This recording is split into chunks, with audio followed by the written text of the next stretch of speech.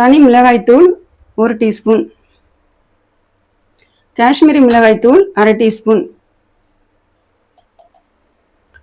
மஞ்சள் தூள் 1/4 teaspoon, சோம்புத்தூள் 1/2 teaspoon, மிளகுத்தூள் 1/4 டீஸ்பூன், தனியாத்தூள் 1/2 டீஸ்பூன்,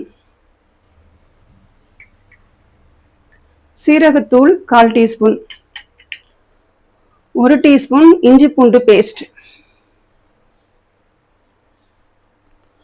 1 டேபிள் ஸ்பூன் மைதா மாவு, 1 டேபிள் ஸ்பூன் கார்ன்ஃப்ளவர் மாவு, 1 ஸ்பூன் அரிசி மாவு, 1/2 டீஸ்பூன் தயிர்,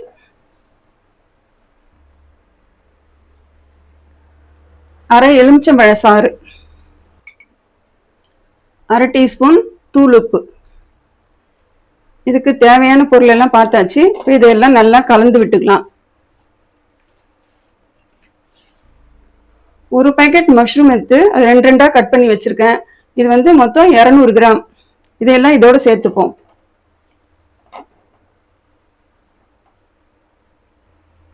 ஒரு 2 ஸ்பூன் அளவு தண்ணி விட்டு நல்லா கலந்து வச்சுக்கலாம்.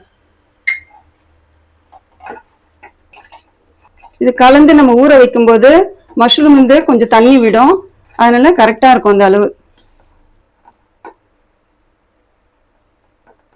இது ஒரு 10 நிமிஷம் ஊறட்டுங்க.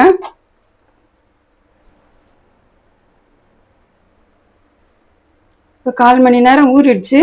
நம்ம பிசைஞ்சு வைக்கும்போது ரொம்ப டைட்டா பிசைஞ்சு வச்சோம். இப்போ பாருங்க தலை தலைன்னு தண்ணி விட்டுருக்கு. இந்த ஸ்டேஜ்ல இப்போ நம்ம பொரிச்சு எடுத்துக்கலாம்.